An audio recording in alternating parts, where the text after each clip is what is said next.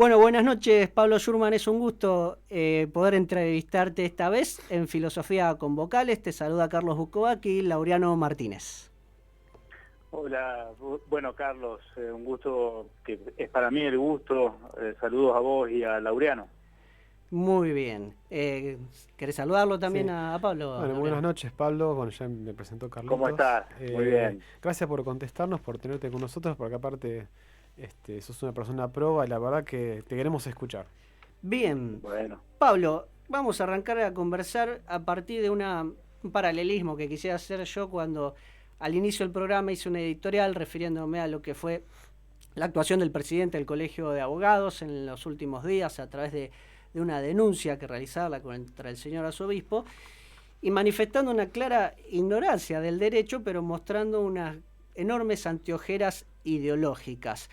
Haciendo ese paralelismo y llevándolo a la cuestión esta de la cultura de la muerte y del debate por el aborto y de si hay o no hay persona, ¿qué pensás sobre los riesgos de llevar mucho las ideologías a este campo, no al campo de la persona humana, su existencia y su fin? Bueno, sí, vos hablaste de anteojeras, es decir, aquello que artificialmente no te permite ver con claridad. Mirá, sobre este tema lo que a mí me ha llamado mucho la atención es, por ejemplo, un reconocido periodista de origen rosarino que ha triunfado en Capital, bueno, Luis Novarecio, que es abogado, ¿no? Me llamó mucho la atención su argumentación para ningunear al niño por nacer, ¿no? Diciendo, bueno, lo que pasa es que es muy difícil establecer el origen de la vida humana, cuándo empieza la existencia de una persona, eso es algo que vendrá después, como diciendo, es una discusión que no nos podemos dar ahora. Pero en el mientras tanto y ante la duda legalicemos la llamada, el eufemismo, ¿no? Interrupción legal del embarazo, que como siempre suelo decir a mis alumnos, miren, el aborto no es por onda telepática, ¿sí? O sea, no es que algo no existe el embrión, no, es una carnicería. Googleen imágenes de aborto y ahí está el aborto.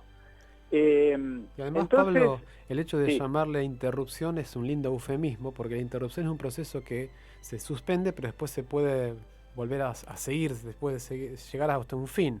En cambio, la vida humana no puede interrumpirse para después reanudarse, digamos. Es un eufemismo. El aborto es definitivo para el que termina en un aborto, ¿no? Claro, tal cual, no hay vuelta atrás, no hay reseteo posible, no hay reinicio. Y lo que eso da la pauta de que en realidad hoy ya está todo sobre la mesa en cuanto a los datos biológicos disponibles. Porque hace 50 años, hace 50 años no se sabía, lo dijo un ex abortista norteamericano, el doctor Bernard Nathanson, responsable de supervisar o practicar 75.000 abortos, dicho por él mismo, ¿no? Un militante en su momento, fines de los 60, comienzos de los 70, por la legalización del aborto en aquel país, que después se convierte a la causa provida, por eso no lo conocemos masivamente, obviamente, ni Clarín ni Página 12 lo van a nombrar, ¿no? Él decía algo muy sencillo desde el punto de vista médico, en los 60, comienzos de los 70 no sabíamos nada de lo que pasaba en esos 9 meses. Y esto se empezó a desandar primero con las técnicas de ultrasonido, después aparecieron las primeras ecografías muy rudimentarias. Hoy ya con la 4D, 5D, no sé por dónde ya andaremos, ya podés prácticamente conversar con el bebé de 4 o 5 meses, ¿no? Que está en la panza de la madre. Está la carga de ADN, el mapeo del genoma humano. Se hacen intervenciones quirúrgicas en el vientre, ya. Sí, se opera, claro, tal cual, pero vos podés hacer una punción, es decir, extraer material del tejido de un embrión, o sea, de un óvulo recién fecundado, y vos ya tenés algunas características genéticas que van a acompañar a esa persona toda su vida. Pero las exigencias desde el punto de vista abortista, para reconocerle derechos te elevan cada vez más la vara. Dentro de poco van a exigir que el niño maneje un perfecto castellano para considerarlo persona, ¿no? Mira, qué bueno que digas, No, qué bueno que digas eso porque ya nos estás dando como pie para poder hacerte ya las preguntas.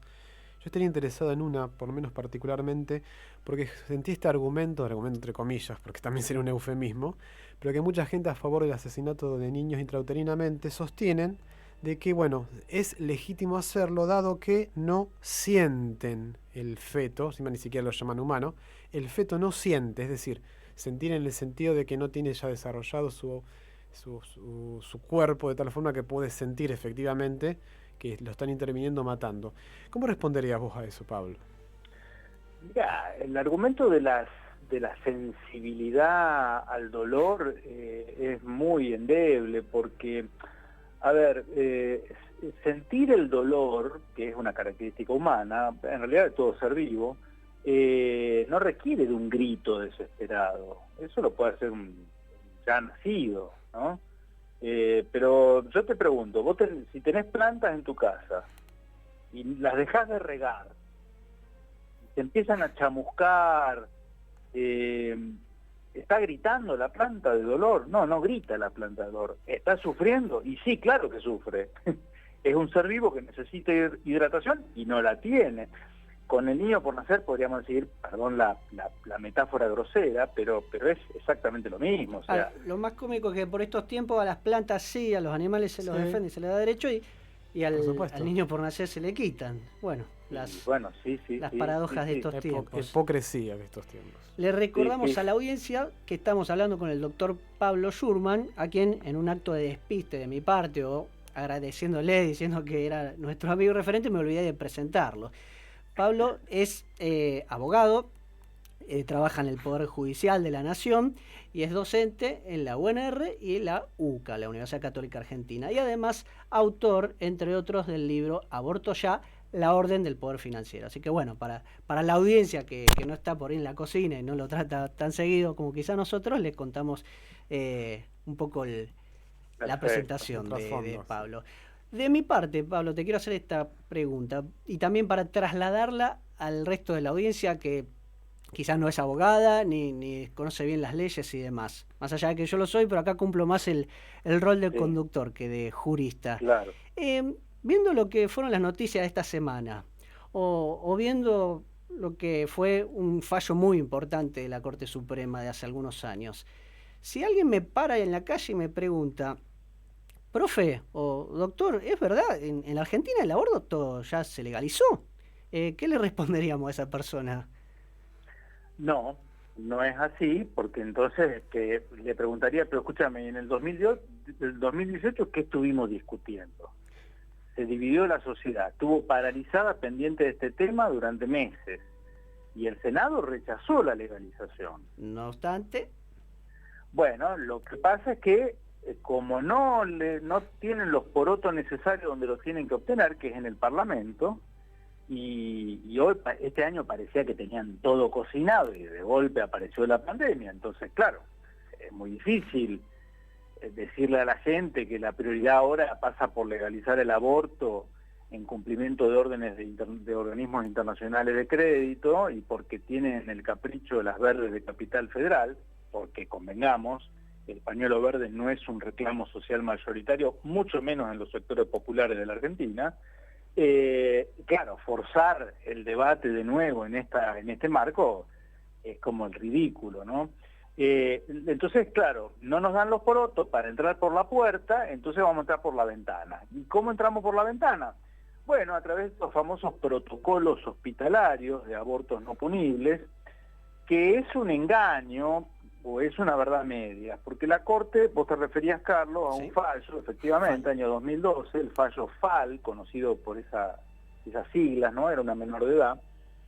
Es cierto, hay abortos que son no punibles, que están contemplados en el Código Penal desde hace 100 años, es decir, se puede practicar ese aborto y la persona que lo lleva a cabo y la mujer que se somete con su consentimiento no van a la cárcel, no hay un proceso penal de persecución. Pero claro, el obstáculo, por eso mucha gente dice, bueno, pero en caso de violación, bueno, pero cuando está en riesgo la madre, la salud de la madre con la continuidad del embarazo, bueno, esos casos están hace 100 años como abortos no punibles, no son abortos legales, son abortos no punibles, es decir, se los puede hacer sin consecuencias de persecución penal. Hace 100 años que están previstos.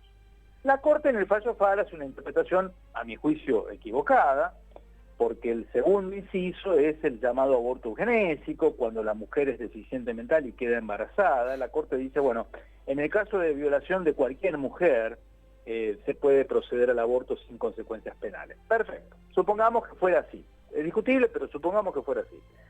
Lo que no se puede hacer es hacer de esos dos casos que están en el Código Penal como abortos no punibles, es llevarlo a 5 o a 6, dependiendo el ministro, la legislatura o la jurisdicción, porque eso es competencia del Congreso Nacional. Claro, sin necesidad de ser un prestigioso jurista, antes inclusive, sin tampoco estudiante de la Facultad de Derecho, en la escuela nos enseñaron la famosa división de poderes. El Congreso legisla, el Poder Ejecutivo Exacto. lleva adelante, Acá reglamenta, la y Corte ha el legislado. judicial juzga.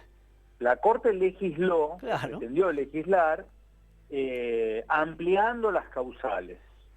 Entonces, un ejemplo.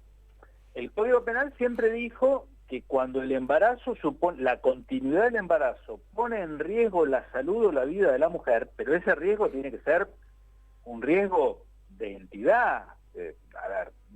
Puede llevar a la muerte a esa persona de continuar el embarazo. Bueno, entonces puede hacerse un aborto. ¿Por qué? Porque no es lógico exigirle a la mujer ir camino hacia una muerte, desde el punto de vista médico, casi segura.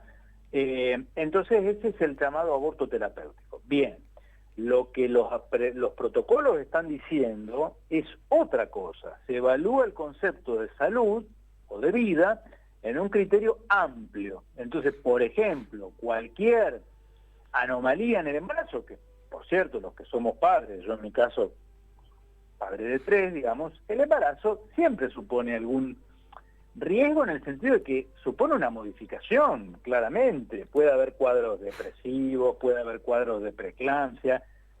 Lo que el código dice es que el aborto debe ser siempre el último remedio a aplicar, siempre y cuando, dice, ese peligro no pudiera evitarse por otros medios. Claro, en 1921, cuando se sancionó el código, esos otros medios previos a recurrir al aborto eran muy contados o inexistentes, ¿sí?